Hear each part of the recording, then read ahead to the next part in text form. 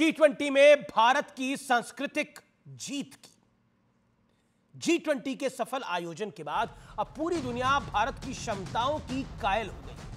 G20 के इतिहास में दिल्ली सम्मेलन को 100% सफल माना जा रहा है, चाहे रूस और यूक्रेन का मुद्दा हो या फिर 6000 किलोमीटर लंबे India middle east Europe economic corridor के जरिए चीन को कड़ा जवाब हो। भारत ने कठिन से कठिन मुद्दों को बड़े ही सरलता से हैंडल कर दिखाया है। यह ताकत है भारत की। लेकिन एक और अहम बात है जिसे भारत ने पूरी दुनिया के सामने सफलतापूर्वक रखा है और मोदी ने रखा है, और वो है भारत की सांस्कृतिक विरासत। भारत मंडपम में प्रधानमंत्री मोदी जब G20 के वर्ल्ड लीडर्स का भव्य स्वागत कर रहे थे तो बैकग्राउंड में यह तस्वीर आपने जरूर देखी होगी और कई बार देखी होगी। प्रधानमंत्री मोदी अपने मेहमानों को इस तस्वीर के बारे में जानकारी भी देते हुए दिखे।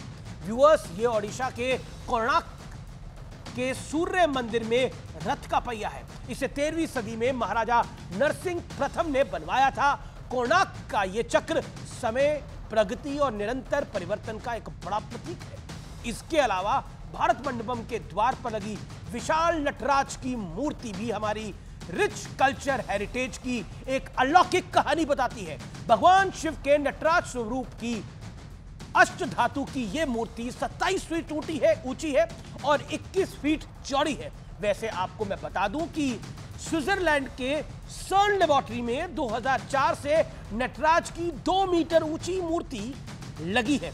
सर्न वही लेबोरेटरी है जिसने 2012 में गॉड्स पार्टिकल की खोज की थी।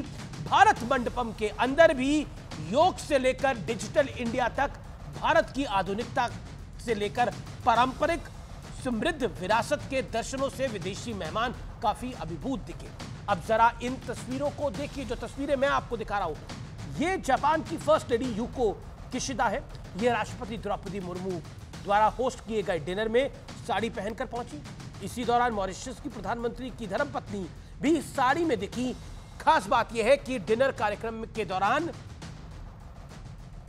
रावण हत्था से लेकर रुद्र वीणा जैसे प्राचीन म्यूजिकल इंस्ट्रूमेंट के जरिए संगीत बजाया गया। और अब इन तस्वीरों को भी देखिए। यह ब्रिटेन के प्रधानमंत्री ऋषि सुनक है जो गर्व से कहते हैं, I am a proud Hindu, मुझे गर्व है मैं हिंदू हूं। और उतने ही गर्व से के साथ ऋषि सुनक अपनी पत्नी के साथ भगवान स्वामी नारायण के मंदिरों के दर्शन के लिए पहुंचे और दंडवत भी हो गए। आयरनी यह है कि ऋषि सुनक 7 समंदर पार रहकर और अंग्रेजों के प्रधानमंत्री बनकर भी अपनी जड़ें नहीं भूले, लेकिन अपने देश में सनातन और हिंदू धर्म को गाली देने का एक बड़ा कंपटीशन चल रहा है। स्वामी प्रसाद मौर्य, चंद्रशेखर, उदयनिधि स्टालिन और ना जाने कौन कौन आए दिन सनातन के नई परिभाषा को लेकर देकर चला जाता है। दूसरी ओर राहुल गांधी भी 7 समंदर पार है। एक बार फिर भारत को कोसने की वो कोई कसर नहीं छोड़ रहे। ब्रिटेन और अमेरिका के बाद राहुल गांधी ने बेल्जियम में भी वही दोहराया कि भारत में माइनॉरिटीज आर अंडर अटैक और सरकार संविधान को बदल रही है। अब ये कितना सही है और कितना गलत, ये आप ही लोग अच्छी तरह जानते और समझते हैं। मैं बस इतना ही कहना चाहता हूं कि किसी बहकावे में मत आइए, अपनी विशालकाय जड़ों को पहचानिए, किसी एजेंडे में आकर बटिए मत। जय हिंद, जय भारत और जय भारत।